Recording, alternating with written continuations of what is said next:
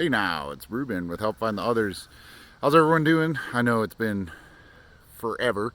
Um, I've just had a really long, busy summer, and uh, honestly, I don't know. I've just been in a weird spot where, like, I didn't feel like I had anything to say.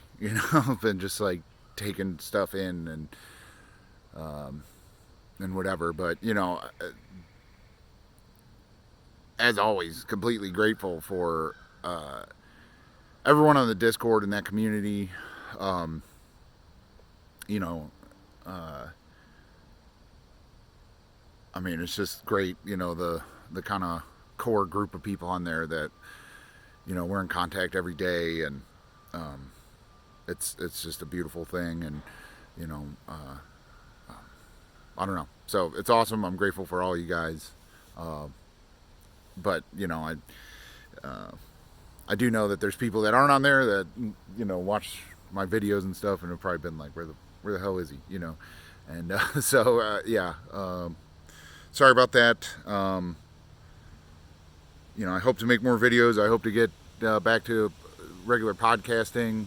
But honestly, I don't know if and when I'll have the motivation to do that, especially from the technical component of the podcasting and stuff like that. So I don't know. It is what it is. But I'm making a video today because yesterday I did have an experience that um, inspired me to get a thought out there. And so yesterday I got to go to a free concert with my son that was part of a Jewish cultural festival in Cincinnati. That was a really good time. Like, our whole family went, and it was a really good. Um, it helped me connect with the Jewish community again that I've been missing since the pandemic kind of like shut our temple down, and I've had my own feelings about that and whatever, but really miss the community. So it was really good to get out and see people from the community, not just my temple, but just other parts of the people from the Jewish community in Cincinnati that I've had dealings with or I'm friends with, and um, it was just a really good reconnection, and really good for my kids and all that. But anyway, one of the things for the festival was a free, very, very intimate performance by Modest Yahoo, if anyone remembers him. Um, and it was a question and answer interview mixed with really stripped down performance with just let me move out of the light here, with just Modest, his guitar player and a keyboard player, and so it was just awesome. There was maybe 50 people there. Like, we were, and I posted pictures on the Discord, but we were maybe 10 feet from him. We were in the front row, like almost on the stage. And so, like, my son thought that was cool, just for whatever. But I think he got a lot out of the performance and the interview as well. So my like, just to explain, like, my connection with Modest, when he came on the scene or whatever, uh, how was this? 14 years ago, probably, or so, I think. I can't remember, but at that time, I was really, really into reggae. Like, that was all I listened to. And I was, like, hardcore about, like, what's good reggae, what's bad reggae, and, roots reggae versus, uh, um, kind of pop reggae and whatever, and fusion and all this stuff. Like, I was just really into um, that music style and everything. And my dad gave me a CD. He was like, which is weird because my dad doesn't like music at all. Like, he likes classical music, and that's about it. And he gave me the CD, and he was like, I bought this CD. I thought it might be interesting, but I don't like it at all. And I was like, okay. And he bought it from, like, a Judaica gift catalog, like where you would buy like Jewish art and Jewish jewelry and menorahs and stuff like that. But they also have, you know, Jewish music. And so it was Matisyahu's first album, which is called Shake Off the Dust, Arise. And like, the fact that my dad didn't like it, I was like, well, that means I might like it. And I was like looking at the cover, and it's like this, you know, rabbi-looking guy, and like all this Jewish imagery, and he was like, it's reggae, and I was like, that's weird, okay. And I listened to it, and my first thought was like, this is really good fucking dub reggae, like, and like, it wasn't hacky, like it was good, and my discerning ear for reggae was like, wow, that's awesome. But then as I started, you know, kept listening to it or whatever, the like the subject matter and the like Jewish like wisdom and philosophy in it, I thought was really cool. I thought really mixed with reggae and like the subject matter of like the Rastafarian aspect of the subject matter of most reggae, and also like the Israeli like melodies and stuff that he threw in that blended with the reggae. It turned me on my head of like, because I was at a point where at that point in my life too, like, I don't know, like I thought Judaism was kind of lame. I wasn't going to temple, you know, I was just kind of, you know, my mid-20s, just kind of like, whatever, Judaism's, you know, I like bagels and Seinfeld, but that's about it, you know. Just kind of like agnostic in general, but also like thought Judaism was just kind of lame, you know.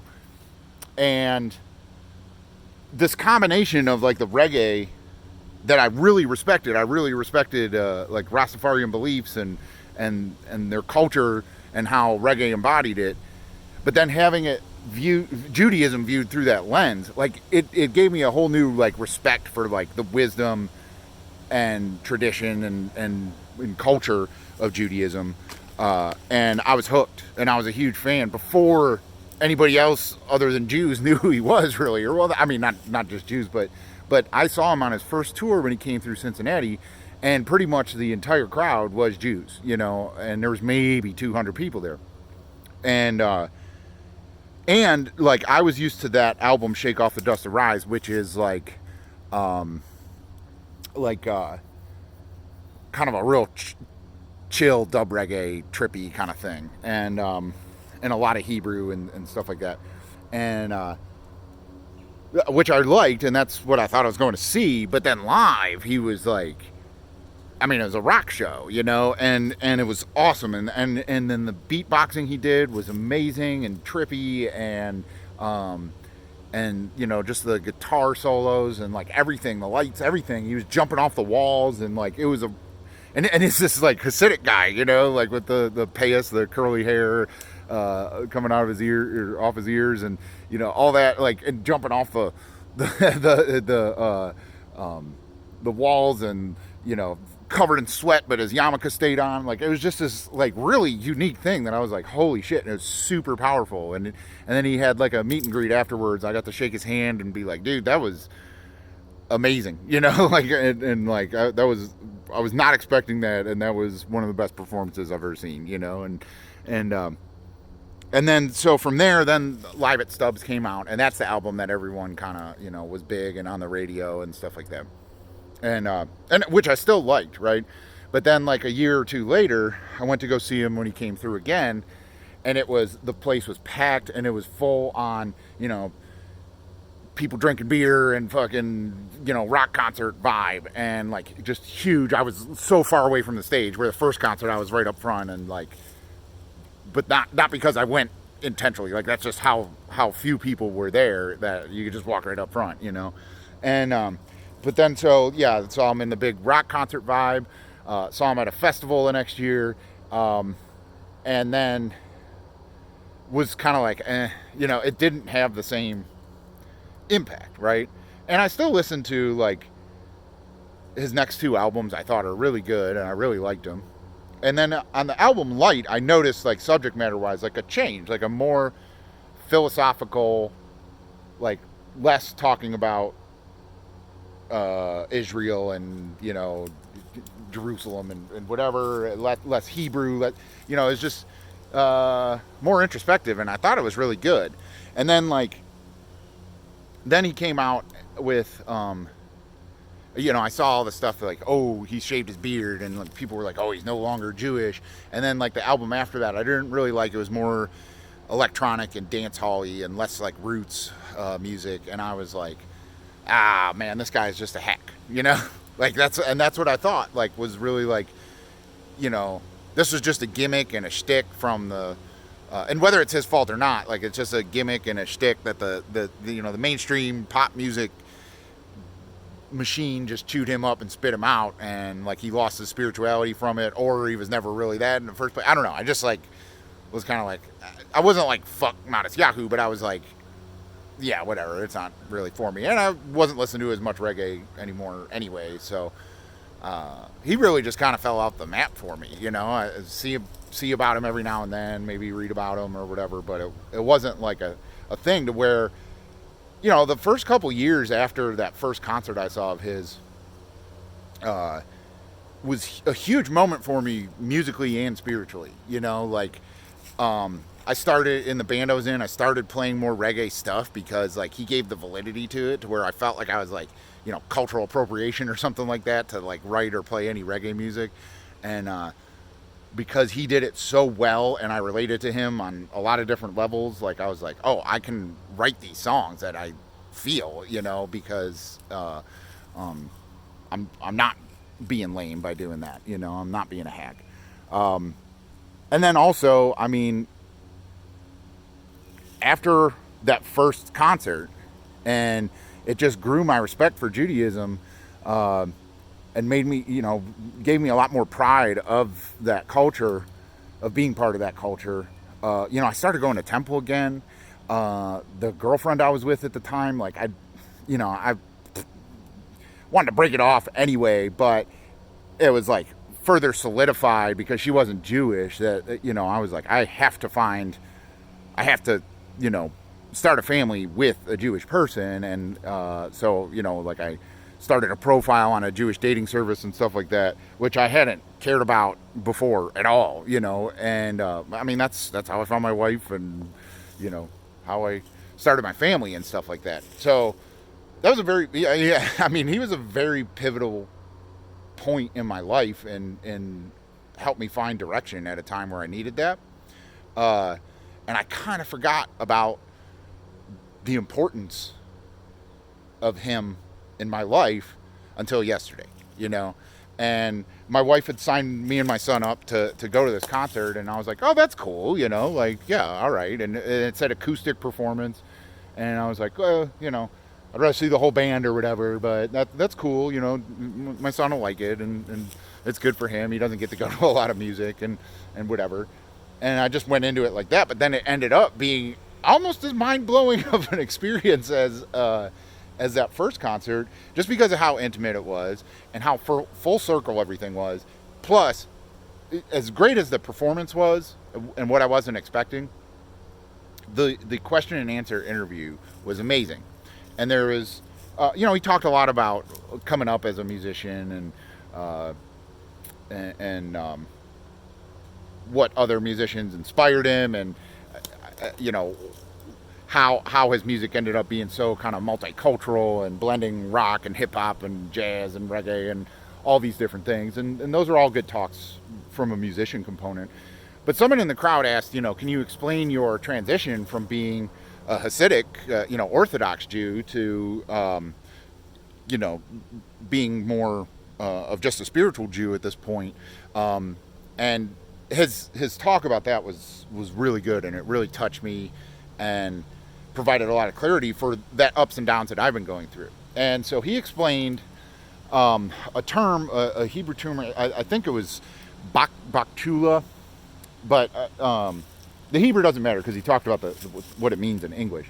And so, when you think of like a Hasidic Orthodox Jew, obviously some people are raised into that school of thought or that orthodoxy to where their parents are, and they grew up and that's all they know. That's their spirituality. But there's also a lot of people who maybe grew up as a Jew like I did, where, very reformed, very much, not keeping kosher, not dressing any certain way, and not following, all the fasts and, holidays that there are, and not keeping the Sabbath, and all these things, where just being very, culturally Jewish, but not following all the rules and regulations or whatever. But when someone like that becomes Orthodox and starts, following God's law, that's called Bach Chula. And I'm not going to use the Hebrew because that might be wrong. I can't remember. It doesn't matter. The English translation is master of the answer, right? Like God is the answer. God's law is the answer for, how do we live? How do we get, how do we go through all this? The answer is God's law, right? So the master of the answer. When you are following all of God's laws, you're the master of the answer.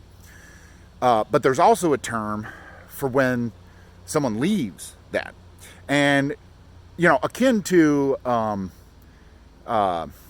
in the Amish faith, right? When a teenager leaves and goes and does whatever they want and isn't part of the church, that's called a Rumspringa or whatever.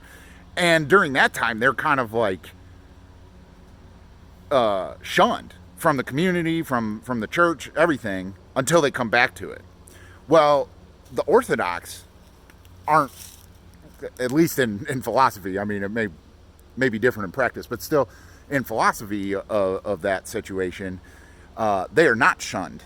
They are going through another process, and that process is called Master of the Question. And I had never heard of those two phases that they respect. But that's what's important about it is they respect the transition out of the orthodoxy and look at it like a cycle through our lives, right? That we, how can you be sure of the answer if you're never asking the question? And so that the period of asking the question is just as important as having the answer. And, that, and he explained that and explained how that's worked, how his life has unfolded that way, and that he may transition back to master of the answer at some point, and that it's just a cycle that we go through, and there's no reason to look down on anyone at whatever point they are in that cycle. And so him explaining that, and I had never heard that before, I mean, that really helped me, because I've gone through that with my spirituality and my Jewish culture, and like it really helped me respect like those ups and downs that I've had, and I'm in a period right now with like I'm upset at so many things about COVID, right, and society's reaction to it, not being able to be part of my Jewish community until yesterday. Like I've been in a real funk about like not feeling like part of that. Like if nobody's going to go to temple and they're afraid to, or afraid to take that risk or whatever, like maybe I don't have as much in common with them philosophically as I think I do, because I totally think we should be going and whatever. And so I've gone through a lot of stuff like that, but it's all part of that cycle between master of the answer, master of the question. And obviously, I mean, anyone who's followed my rambling thoughts and stuff like that I'm someone who questions a lot. So if there's anything I'm a master of, it's questioning.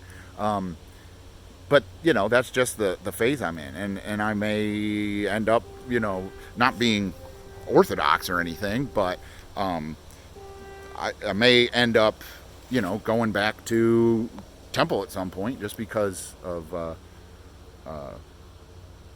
going through that cycle and coming back around full circle.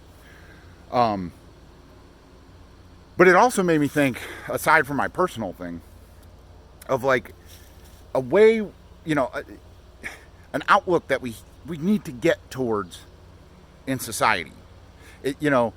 Aside from Judaism as a religion, what's another religion we got going on right now? It's politics. And everything is so politicized in the world over so many different issues. So many people are in the phase of master of the answer, because there isn't any answer, so they crave that, so they flock to the answer, right? And then there's so many of us. I know there's a lot, you know, our little tribe is a lot of people that are master of the question. There isn't the respect towards that phase, towards that position of being the master of the question. And that's what we need. We need more people that are questioning what the answer is, questioning what the question is. You know, we don't know. We're so jumbled up right now as a society that like we need more questions. We need less definitive answers. But most importantly, we need more respect of whether people think they have the answer or they are questioning what the answer or the question may be. We need more respect for both positions. And so that's a little bit of wisdom I got from Orthodox Judaism that like I didn't know existed. I didn't think they respected that as much as they apparently do. And not like everyone does. I'm just saying ideology, the ideology around it is like they respect that's an important part of our spirituality and our culture is to question what the answer is and what the question is. And so I thought that was really cool. And you know, I mean, it's another example of like it's easy to become anti-religion and anti-dogma, but so much religion is rooted in just timeless knowledge and teachings, and that we shouldn't run from the spiritual nature of religion. We should run from the politics and the dogma and the orthodoxy. I feel like that part can get ugly, and that's what he talked about. You know, one reason he started to transition, and you can hear it in that album Light, just to move away from the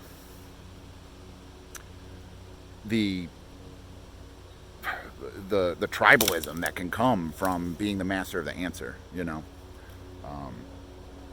And just like like he noticed in Orthodox Judaism, is the same way in our political divide in this world right now. You know, that it created this tribalism that lacks respect for anything that's not you and not your way of thinking.